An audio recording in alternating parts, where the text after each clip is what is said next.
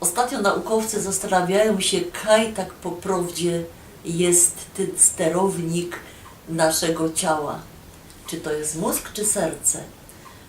Dowody na to są już takie wymierne, bo dajmy na to, że ktoś podczas wypadku traci część mózgu, a to i tak serce bije, kiszki fungują, czyli wszystkie procesy życiowe działają.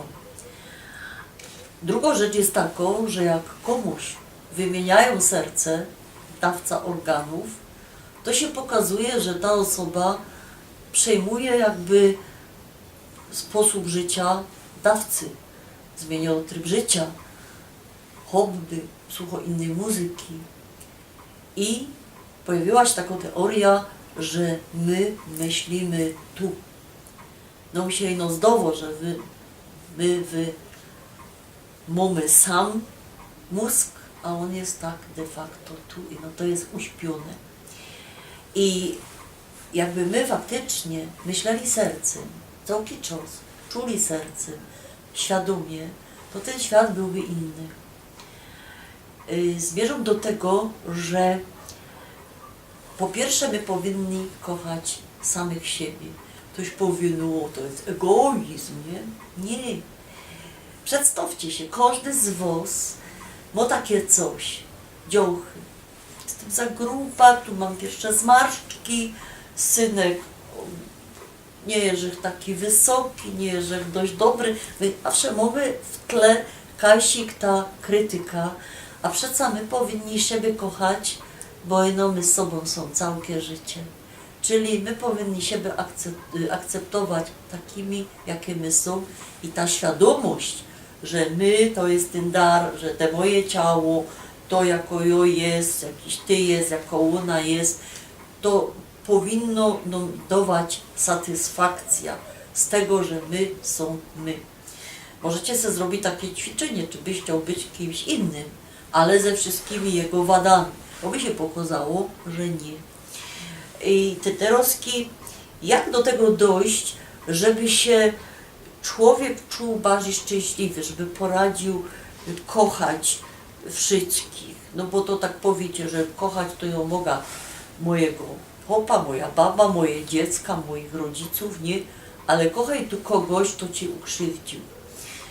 No widzicie, to jest ten cały szpil, kiedy my nie poradzimy, my ludzie, my nie poradzimy tego przeskoczyć, że my nie poradzimy kochać wszystkich, bo tak my siebie krytykujemy, tak i my lubimy krytykować innych. Żeby do tego dojść, bo to nie jest prosto droga, to ja wam zalecam takie coś. Ja od razu godą, że ja tego nie wymyśliła, że to znodła też na jakichś takich pozytywnych filmach. Padałaby tak. Nie ekscytować się fejkami, złymi wiadomościami, poszukać się kamień, kiedy będziemy mieli cały czas we kabzie albo w etaszce, albo go będziemy macać co pewien czas. I wiele razy my ten kamień pomacamy, będziemy go czuli w ręce, to będziemy dziękować. Bo my mamy za co dziękować. Za życie, za fajną pogodę, nawet jak jest brzydko, no to ona też jest do czegoś potrzebno.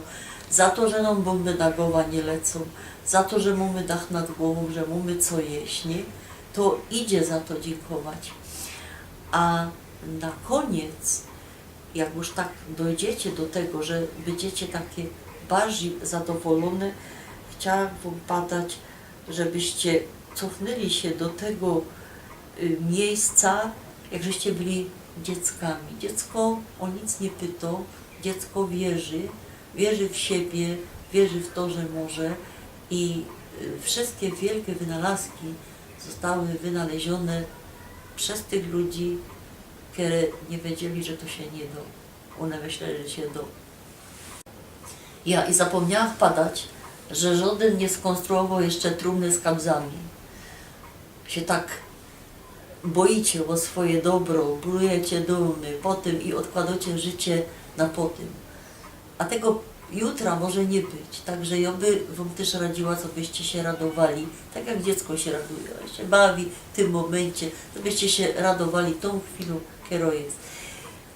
Niech na was nie napiero wczoraj, bo wczoraj już było, Takobyście się ekscytowali z kiśniałą zupą i napiero na was strach, co będzie jutro. Gdyż wy na to nie macie wpływu.